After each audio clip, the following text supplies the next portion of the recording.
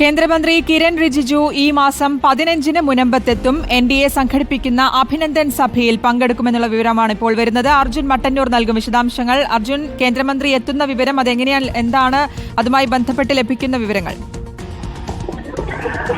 ശ്രുതി, കേന്ദ്ര ന്യൂനപക്ഷകാര്യമന്ത്രി കിരൺ റിജിജു ബുധനാഴ്ച മുനമ്പത്ത് എത്തുമെന്നായിരുന്നു നേരത്തെ അറിയിച്ചിരുന്നത്. എന്നാൽ ബുധനാഴ്ച എത്തില്ല എന്ന് പിന്നീട് അറിയിക്കുകയും ചെയ്തു. അതിന് പിന്നാലെയാണ് ഈ മാസം 15-ന് മുനമ്പത്തെത്തും എന്ന് അറിയിച്ചിരിക്കുന്നത്. വഖഫ് ഭേദഗതി ബില്ല് പാസാക്കിയതിന് പിന്നാലെയാണ് കേന്ദ്ര ന്യൂനപക്ഷകാര്യമന്ത്രി മുനമ്പത്തേക്ക് എത്തുന്നത്.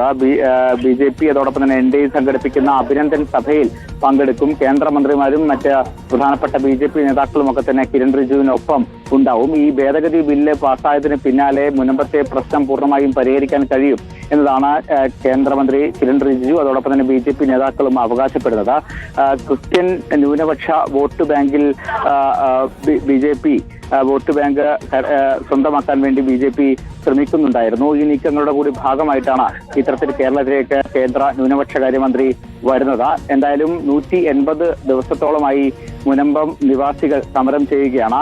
ഈ ഭേദഗതി ബിൽ പാസ്സായെങ്കിൽ പോലും സമരം തുടരുകയാണ്. പൂർണ്ണമായും റവന്യൂ അവകാശങ്ങൾ പുനഃസ്ഥാപിച്ച ശേഷം മാത്രമേ ഈ സമരം അവസാനിപ്പിക്കുകയുള്ളൂ എന്ന നിലപാടിലാണ് മുനമ്പം നിവാസികളുള്ളത്. അതോടൊപ്പം തന്നെ ഈ വഖഫ് ഭേദഗതി ബില്ലിനെ എതിർത്ത കേരളത്തിലുള്ള MP-മാരെ അടക്കം നേരത്തെ തന്നെ മുനമ്പം സമരസമിതി വലിയ തോതിൽ വിമർശിച്ചിരുന്നു.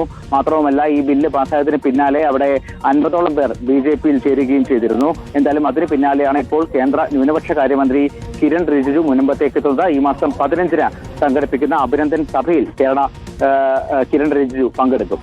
ശരി, അർജുൻ മട്ടന്നൂരാണ് വിശദാംശങ്ങൾ നൽകിയത്.